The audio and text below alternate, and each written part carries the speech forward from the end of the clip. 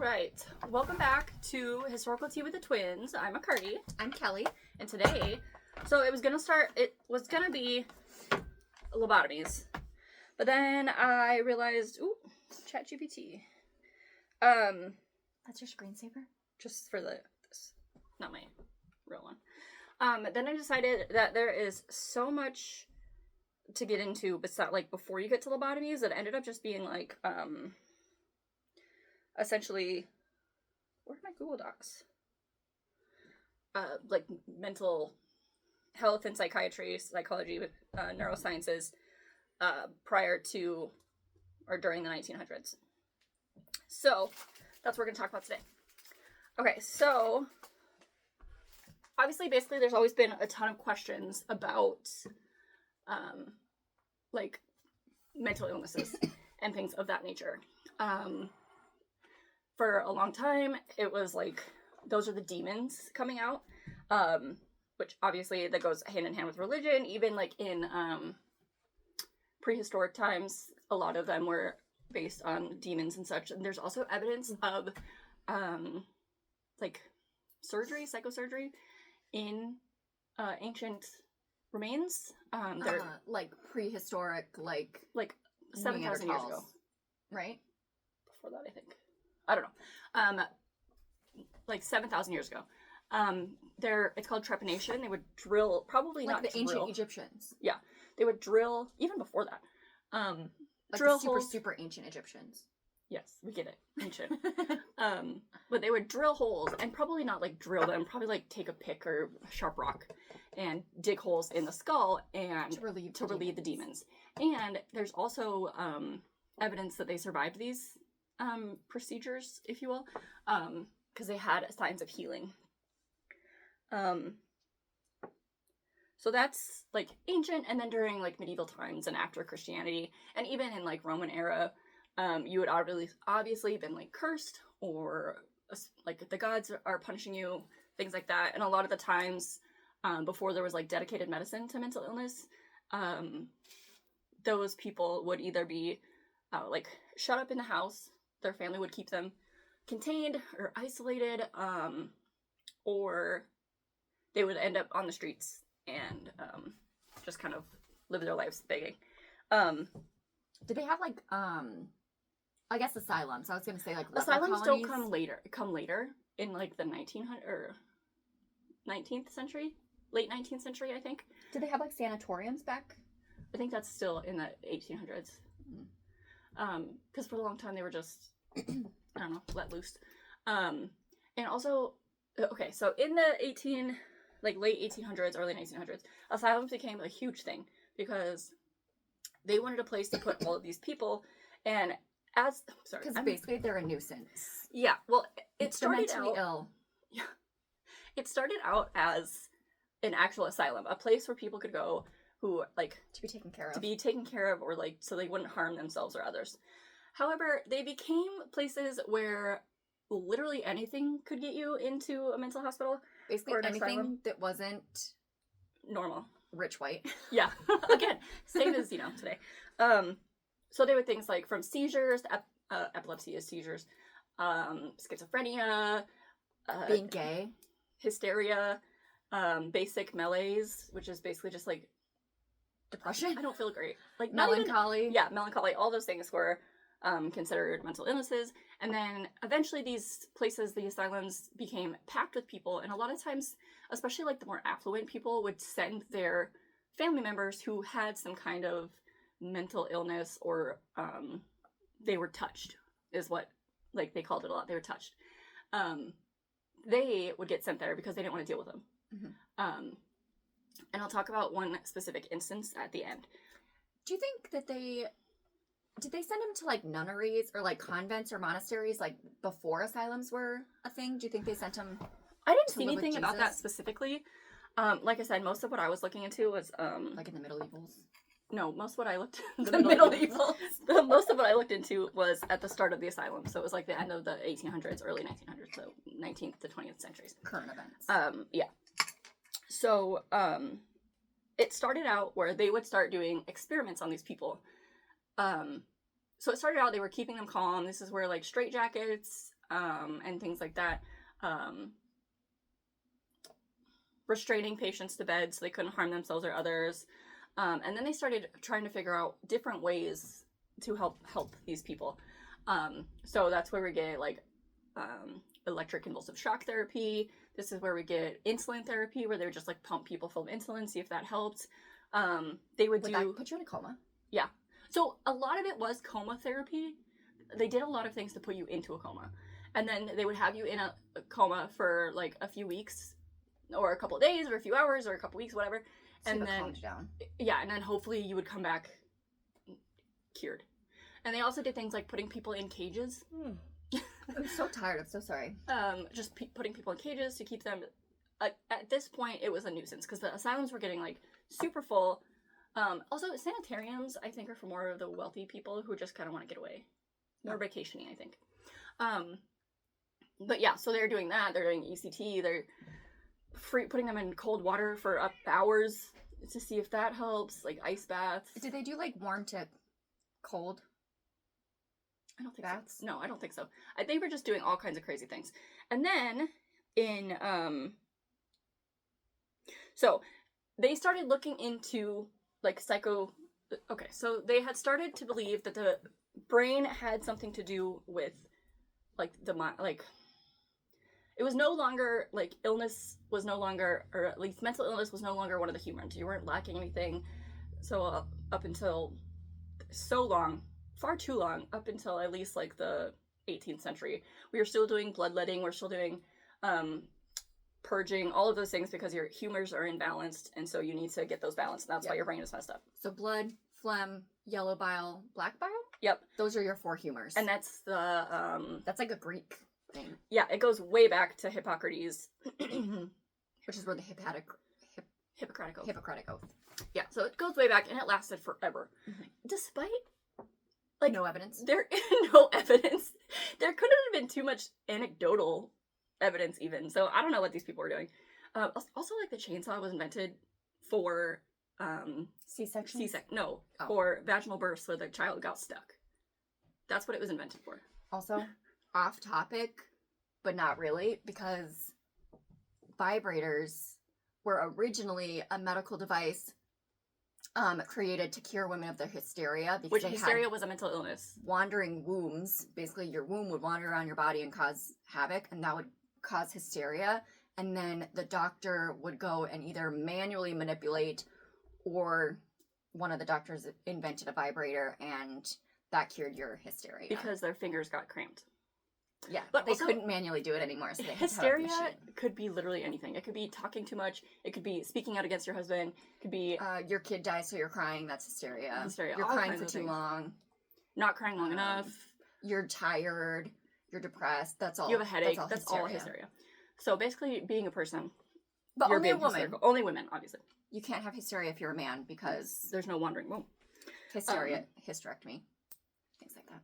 Very Greek. Okay, so they started looking into things like being, I don't remember who it was, but in like, I don't know, 16th, 17th century, they started being like, oh, well, maybe the brain. It was once they started doing more autopsies, which was illegal for a long time, and they would have to do it like body snatchers.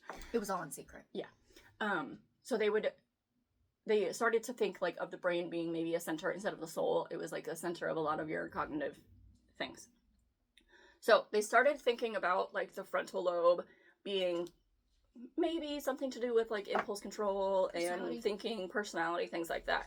And then this really got going and became like a cornerstone of this time frame in terms of like wanting to research more about the frontal lobe and about these things. And that was the case of Phineas Gage, who was a young man working on the railroads. I want to see. It was like 1800s? Yeah, I'm going to see the date here. Hold on. Phineas Gage. I think it was like 18...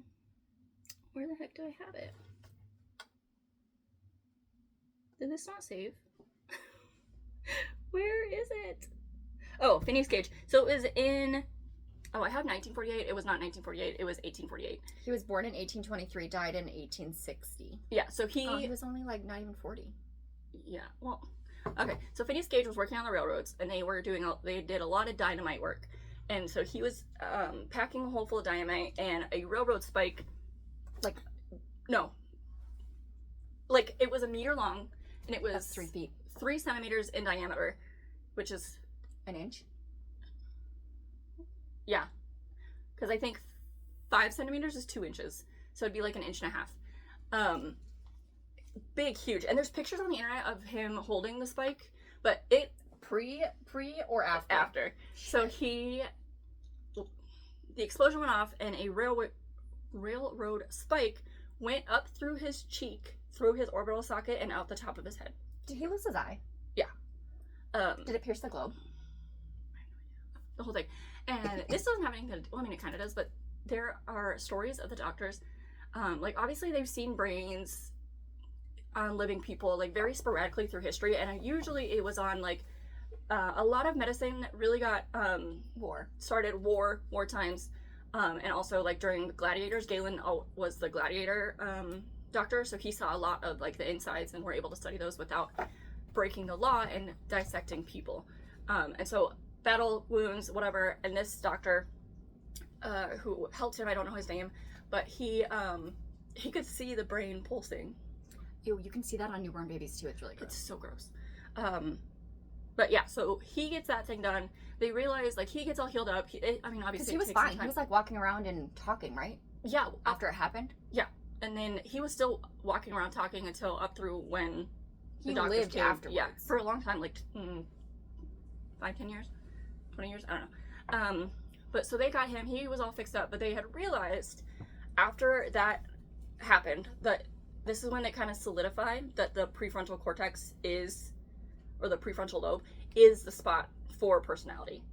So prior to that, he was like a gentle-hearted, soft man who was like very kind and respectful and courteous. And then after this, he turned into a huge dick and got fired from the railroad because he was being disrespectful and impulsive. Yeah. So all of these things, he kind of got shunned. And then later, because of what happened, he got exhumed, and now his skull is on display somewhere. I don't know where. Kind of gross. That seems fishy to me. Like, did they get permission to put his remains in full display? Like, did either him or his family get permission? No, of course not. Which is another thing that I always think about. When does it become archaeology? Like, when is it disturbing a grave and become archaeology? Or, like, discovering a tomb versus you're just grave robbing? Yeah. In my head, I'm like, everyone they knew is dead? Maybe? I have weird feelings about it. Yeah, I don't know either. Regardless of how long ago it was. It feels weird to me. Yeah, same. I'm just curious. Or like when they find those burials. Unless someone donated their body to science. That's I'm going to donate my body to science. You can do it at USD, or through USD. Even if you don't have any medical issues? I think so. Nice. But yeah, even like when they find those hordes of like the pike guy, they find those, or Neanderthal bodies, whatever. Anyway, so this all begins, and they're like, well, if this happens, I wonder what would happen in humans who like have mental illnesses. Will this help them? And they'd also done some trials with like removing parts of the frontal lobe, because I know like one guy had a tumor, and this all happens after 1900. So these are all happening there's a huge wave of psychosurgery and just in general psychology. You said 1900s or 19th century? 1900s. So after 1900 is when this really starts getting going, and they start researching more in depth. Because also now you have more tools at your disposal. You have more of the medical knowledge. They have medical schools at this point, and all of that. So they had taken a part of the frontal lobe out of somebody who had cancer and a tumor, and they saw like the differences. How did they know he had a tumor? I don't know. He or she. It was a man, I think. My guess, protrusions. But by this time they had anesthesia and things. Well, it wasn't anesthesia; it was ether. No. In the 1900s, they had. It was still. I think it was still ether, but it had gotten better. Okay. Where they were actually getting chloroform. Well, because sometime in this time is when they we're getting very near regular surgery, where it's much more controlled and things like that. Because, do they have germ theory yet? Yeah, we're way past that. Okay. That's like Robert Lister. or Joseph Lister, and that's in the 1700s. So we're way past germ theory. We're way past, we have, like, everyone's clean, everyone's washing their hands, they have drapes in the surgical wings. They have what? Like draping Oh, on I those thought you said things. strapes. So, like, everything, it's very near modern. Today's standards. Yeah. So they have those, they're taking out, they are studying these things on different animals and chimps and things like rhesus monkeys, and they're seeing the differences in them once you deal with the frontal cortex, or the frontal lobe. So, Dr. Antonio Igas Moniz, he... Monet? No, it has a Z and it's not French. He's a Portuguese neurologist, and he kind of starts working on leucotomy, which is what he called it, and it's it's more extreme than the lobotomy. So the leucotomy, they're very similar. They have the same idea behind it. So he is drilling holes in the temporal lobes and taking a sharp instrument, and they would go in and try that. What they're trying to do is they're trying to break the connections between the white matter and part of the central brain. Gray matter? No. Thalamus, maybe? Oh, thalamus. They're trying to break some of those connections to help with things like that. With the mental illnesses, they're trying to change that prefrontal lobe and rearrange how these people are acting and behaving and thinking, to make them less impulsive, things like that. Especially in the mentally ill at this time, no matter what kind of mental illness they have, whether it's schizophrenia.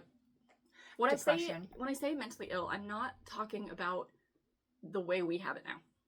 I'm talking about, I'm trying to use language that's not offensive, but maybe I should use historical language. Things like mental retardation, schizophrenia, cerebral palsy, anything, various learning disabilities, anything like that that makes it so you can't function. Not that you can't function, it's just like, even if you're just slow. Yeah. Because by today's standards, a lot of them perfectly fine. They could easily function in society, whatever. But at this time, if you weren't perfect or normal, quote unquote, or anything like that, you were trash. No, you were mentally. I don't know how to explain it.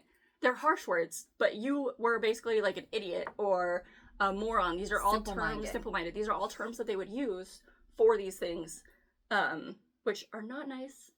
Not okay. Not okay. So that's what I'm discussing here. It's not like, and some of it is a little bit of like hysteria, the things like that, but some of it is also some of those more learning disabilities, physical disabilities, things like that.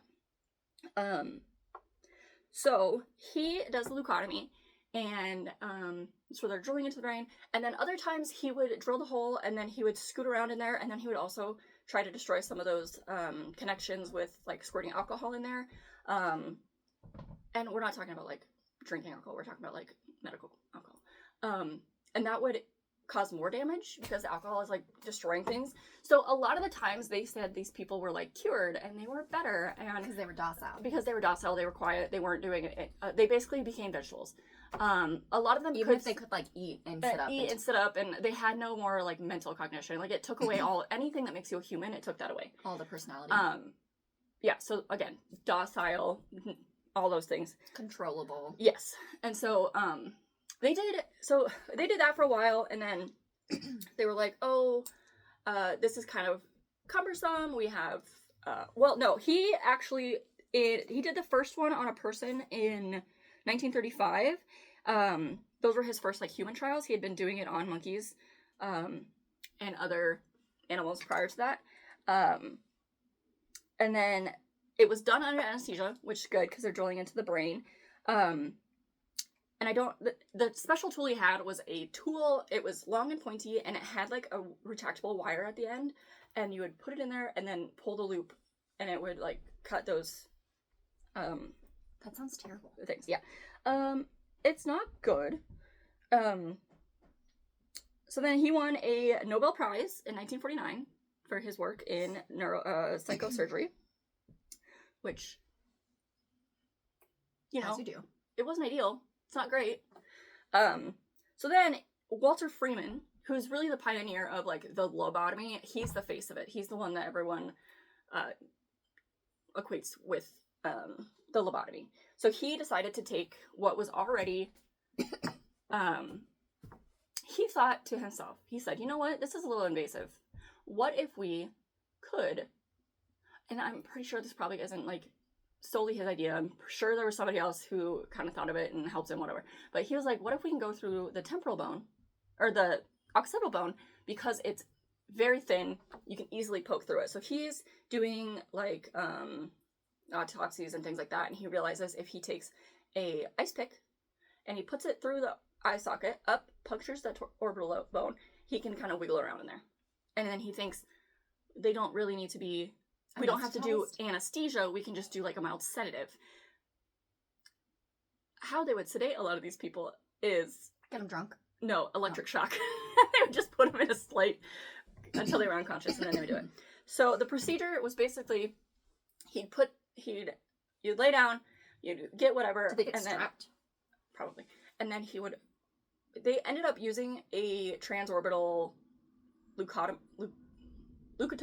something like that, which is like he didn't keep using ice picks. They invented like an actual tool.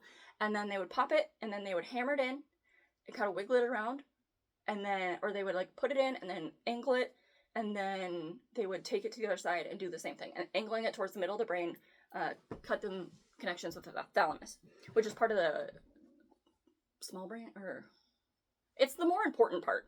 So your brain is in layers. Obviously you have the midbrain, and then you have like the hub, where it's just like your hypothalamus, your amygdala, abigala, there's another one of those too, thymus, all of those things. So they're, again, wiggling around in there. Do they like sever the connection between the left and the right? Yeah, that's what their goal is. So his plan, he wanted this to be applicable to anyone. He wanted it to be like easy peasy. We could take it on the road. We can go and do it in a van down by the river. Like legit, they had a lobotomy van. A lobotomy mobile is what he called it. Like every 10 minutes they were doing a lobotomy, like just like back to back, like they were just like rolling them through. And he took a van in West Virginia. They did a lobotomy project, and they just did like a ton of, I think like 200 in a day. So it was something they were doing like just, and they would give you a little bit, maybe some gas, maybe the electric shock. They boom, boom, bang. You'd go. You'd leave that day. So they performed in the United States alone. They performed 40,000 lobotomies in just a few decades, from like, I think what was the last one? The last lobotomy was banned in like the late 1950s. So really it's only like 20 years. So they did a lot in that period. And this isn't even including like Brazil. Is this just in America? I'm just talking about America. They did it because the first guy, Moniz, whatever his name is, he was in Portugal. So he kind of started it. Walter Freeman brought it back to America. A lot of people were doing it. It wasn't just him, but he was like the main guy. He's the one. So he did it for a few decades. And there were even people that would come and do, like, they would have multiple. And it wasn't uncommon. Multiple each, like, a single person would have multiple lobotomies? Yeah, there's one woman, and she had 3. And then he also had, like, a ton of people who were, like, so grateful to him. The people who had less severe side effects of it were, like, grateful, and they would send him letters to let him know how he's doing. So he did have some successes, however you want to describe that. But then also, obviously, there's people that hemorrhaged. Like, the one who had 3 of them, she died in her last one because she hemorrhaged. So it's not safe by all means. There's less deaths than in other things, but it's not super safe. It's not, whatever. So he was doing all that, and which is funny because he spent quite a bit of time. There's a mental hospital not far from where we live. And, in Yankton? Yeah, and he spent quite a bit of time there doing lobotomies and getting them set up with, like, setting up someone who could do them for them. Like a lab? Yeah. That's not crazy. A lab. Literally, like, a office that they could do them in. So he did this for a lot of people, and he did this for a lot of famous people. And one of the famous people that he did it on...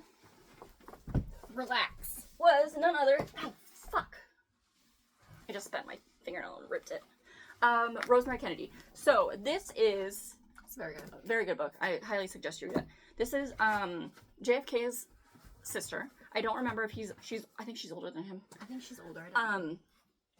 She was born. Okay, so when she was born, she started to come out. She started crowning, and the doctor wasn't there yet. And the nurses were like, "No, you can't push. You can't have this baby right now. The doctor's not here."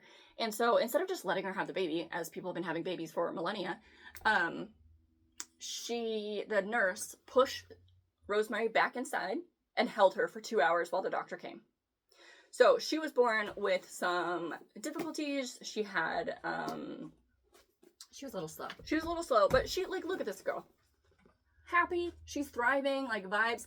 It's been a while since I read this book, so I don't know exactly. They were a very Catholic family, and she was promiscuous. Yeah, so she wasn't ideal. Like, this is the part where their, like, affluent families are trying to hide their family members. Yes. Family when members. did she get this done? She wasn't very old. No, she was quite young. Let me look. Was, like, in college, I think, maybe, when she got it done. And, she was, like, a really fun, happy girl who, like, she was a little bit promiscuous. I don't think she was, like, crazy, like, she wasn't a slut, but I think she, like, had boyfriends and stuff, and they didn't like that. So they did lobotomy, and then they basically hid her away. And 1941, at age 23. Yeah, so they basically just hid her away, in probably, like, upstate New York or something. Yeah, until she died. They never really saw her again, and she died sometime in, like, maybe the 80s or something. Something like that. I think she's called the Forgotten Kennedy. The Hidden Kennedy sister. Hidden Kennedy. So she basically, like Kelly said, she had some severe, not even severe, I don't think they were, it was! And you've read this book, so. Yeah. She lived 67 years, she died in 1980s. So this is how it happened. Her mom did not want her to get it, and her dad was like, yes, like, it's such a thing, it can make her better. And he was pretty, like, hardcore political at this time, I think. Yeah. Like, he was moving and grooving. This is in 1941. When does JFK become president? In 60? I think he dies in 63, maybe. Sure. So the whole family is very political, and they're, like, rich people in Boston, and they're, like, Joe, very important. They have a bunch of kids, like 6 maybe, 5 or 6. They might have 8. Joe, the dad, he's, like, trying to get every single one of his kids to marry politics, rich, to marry royal. I think one of the daughters marries like a count or something, an earl from England. Like, they are moving and grooving in the right area so that they can become, like, as prominent as they were. Like, he was wanting everybody to be in politics. He was wanting, even the girls' marriages were very and it says here political. That she was introduced and presented before Queen Elizabeth and King George. So that's Queen Elizabeth. The second. But who's King George the Sixth? That's her dad. Oh, so it would have been, so her Elizabeth dad and... became queen in, like... 1950s? Maybe right after World War One, during World War Two, maybe. I don't know when, but so she would have met the dad. Yeah. So she, just more background on her. It is, she was born with developmental delays, and she was seen as irritable and as a toddler. A toddler and growing up into adulthood, difficult. Different things like that. The lack of oxygen is really what comes down to it, which honestly is through that doctor or that nurse. So she gets this. Her dad basically takes her. Her mom doesn't want to do it, and so her dad basically takes her, does it in secret. In secret. He didn't tell his wife. She was very mad that it had taken place. He told her afterwards. And then also I saw a joke the other day that said they chose the wrong sibling. And one of the siblings has a worm in his brain. We won't say who. Most of them are dead. Yeah. He might be one of the only ones of the siblings that's still alive. So she gets that, and it immediately turns her into... She loses her ability to speak. She loses her ability to walk. She essentially is just... I think she's still happy, but she can't do anything. She can't do anything. She's basically a vegetable. She basically gets put into an institution, and she just kind of lives there. After her father died, they did kind of bring her, the family started interacting with her a little bit more. Father died in 1969. So she does interact with her family more. She looks like her condition is sometimes credited with the inspiration of Eunice Kennedy to later found the Special Olympics. Oh, so that's nice. That's what it says on Wikipedia. But yeah, so she's basically hidden away, and it completely ruined her life. Because she has like ambitions. She was doing fine. She might have had some mental issues, developmental issues, but she was still able to live a life. And yeah, they ruined her life and destroyed everything that made her her, and made her a human and made her a person. And then she died of natural causes in 1980. 80s. Yeah. So, nope. No, she died of 2005. I was wrong. Higgins, if you scratch that dresser. That's awesome. She lived for a long time after that, 63 years. But yeah, so basically that's the lobotomy. It ruined a lot of people's lives. A lot of people were dead. So then after a while, it kind of becomes... taboo? No, it becomes straight up banned. Because people are like, this is insane. Like, your research, or your results aren't very good. Like, this is not what you think it is. So it gets banned, and he kind of gets shunned. Walter Freeman does. He still wholeheartedly believes in the lobotomy. Like, he is banned from ever doing it again. At least in the States. I don't know if he goes anywhere else, but, yeah, he's basically banned. They did it a lot. Even as early, it says here, as early as 1944, Journal of Nervous and Mental Diseases was criticizing it. Yeah. And that's, let's see, where did it end? And then Torsten Wiesel, I don't know who that is, but he said that the Nobel Prize to Moniz was an astounding error of judgment and a terrible mistake. So essentially, like, it caused so much trouble and so much things, just really just took away everything that made those people human, and it was very sad, but very interesting. There's a really good book. Ice pick surgeon? Yeah, well, he's only part of that book. Oh. There is like a little chapter on him, but there's a book called The Lobotomist, a Maverick Medical Genius and His Tragic Quest to Rid the World of Mental Illness, by Jack L. High. Did you read that? I did, and it was on Audible, is where I read it. I don't know anywhere else you can read it. It was really interesting, and it talks about from like A to Z, everything about him, Walter, and what led up to the lobotomy. But yeah, that's basically it. A lot of people hemorrhaged, did not cure mental illness. There were some people who got off a lot easier than others. Like, there were a lot of them turned into straight, like, just zombies. And then, and I mean that in like the best way possible. Like, but some people did, like the people who were praising him and sending him letters, like, they had milder symptoms and milder side effects. So they were super grateful for him, and like, he saved my life and he made my life so much better. And it might be the case, but I mean, they're kind of doing it blind, so who knows what you're doing when you're shoving something in there and moving it around, just like wiggling. Who knows? Sometimes it's going to cause a lot more damage than other times. Yeah. Depending on what you're doing. And I know today there are things that are very similar to that. They still do surgery through the orbital socket, but those are things with like lasers and robots and like extreme precision. So it's not like these things. And they have like ultrasound and CTs and all kinds of stuff. It's definitely moved forward a lot in all of those things, obviously. And also it put a real end in it with the invention of Thorazine, or the development of Thorazine in Russia, I think. Is that an antipsychotic? Yeah, so it's it treats, what is it? Chlorprozid. I don't think that's right. Oh yeah. Yeah. I don't know how to say it but the Thorazine is the brand name. It was kind of developed as an antipsychotic, and it really helped. I think it was developed in Russia.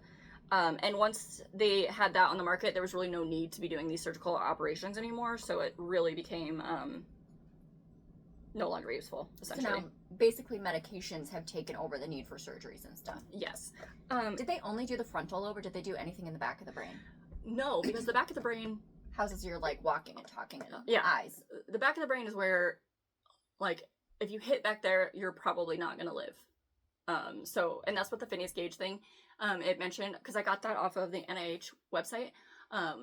It's a profound case study. Like, it was pivotal for neurosciences and neurology and all of that thing. Like, that's a cornerstone of this whole thing. So it's very prominent. But it talked about in there, like, had it punctured the back of his brain, he'd be dead. Essentially, because there's a lot more going on up there. The prefrontal cortex is really about that personality, and like those people, you can live without it. Like all of your emotions, thoughts, feelings, like your functions are back here. Living functions, the things that make you live, are back here. These are all your thoughts. I don't know if that's right, but that feels right. Yeah. These are the things that make you an animal. This is the thing that makes you human.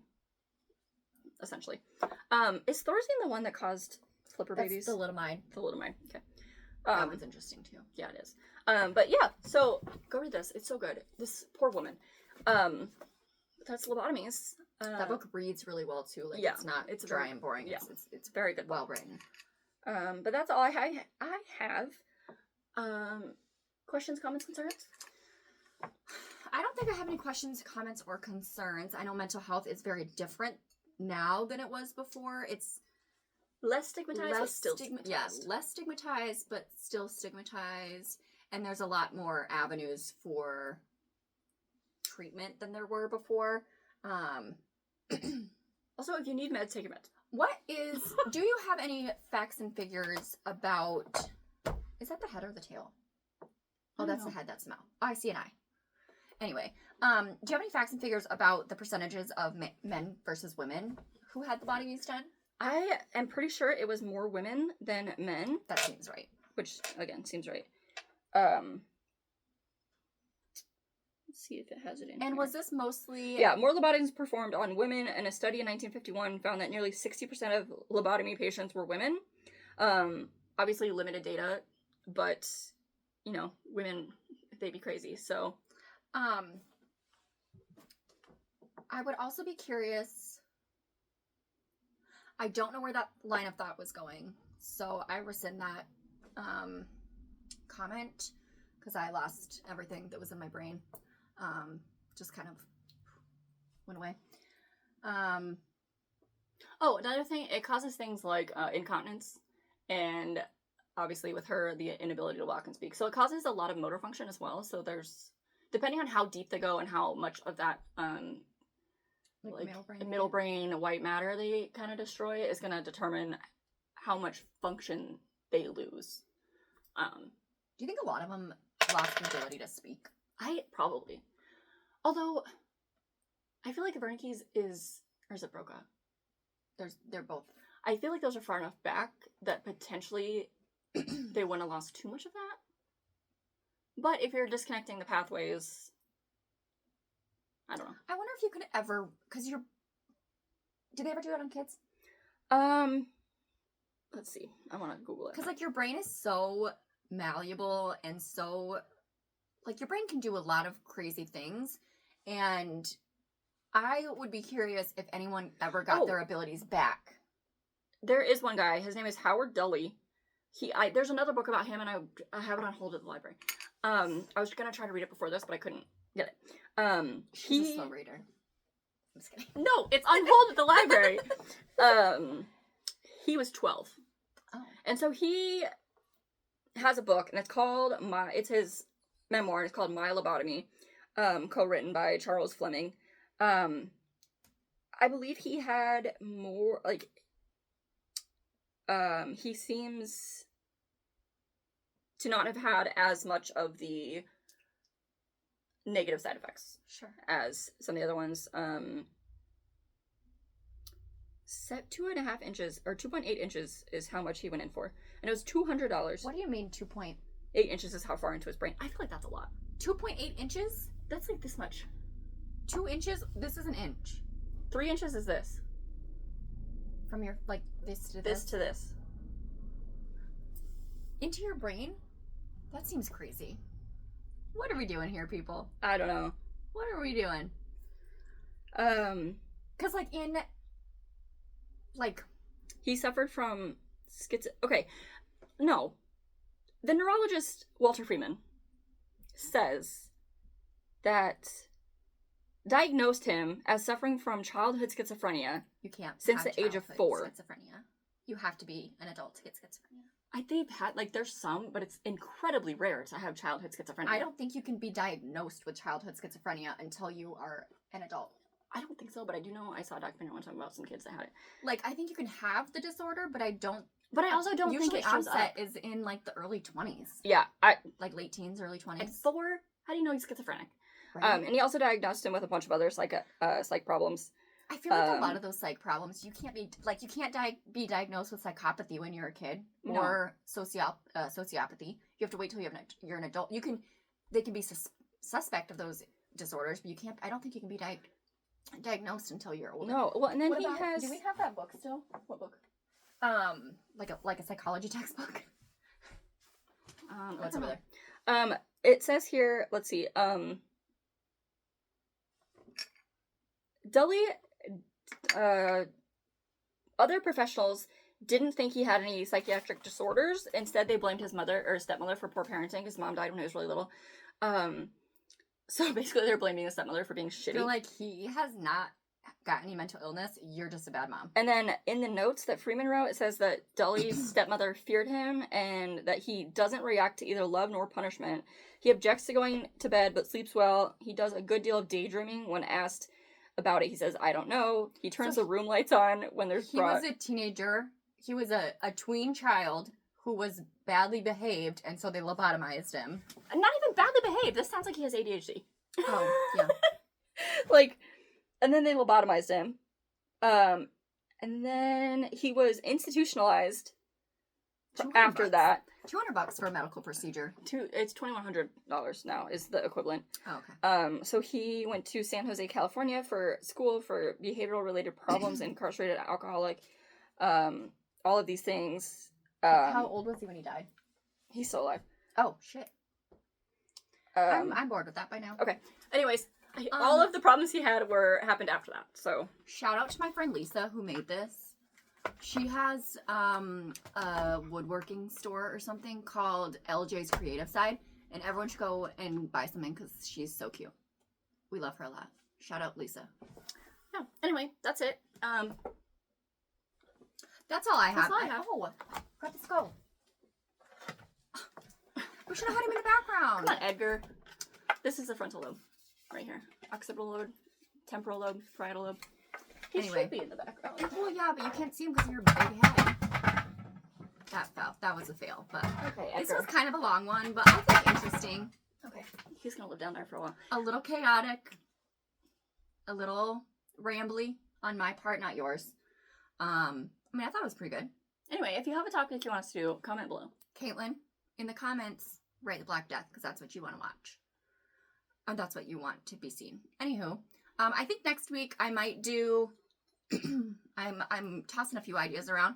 I think I'm either gonna do Caligula, who was a Roman emperor, or the Radium Girls because that's very interesting too. Ooh. So I think I maybe would read the book again. It's a long book. So I might have to do it. It is a very long book, so I might have to do it like The next my one. next time. But yeah, so sorry this was so long. Watch it on 2 times speed if you can listen to it that fast. I feel like we talked so fast already. People are not going to be able to listen to it at 2 times speed. Honestly, I have a hard time listening on 2 times speed. But We already talk at 2 times speed. yeah, my coworkers think it's interesting just for us to talk to each other. So all this rambling is probably stupid, but whatever. Anyway, All right, it's getting hot in here and I want to go away. I have many things to do. I have laundry in the washer. Have a great day.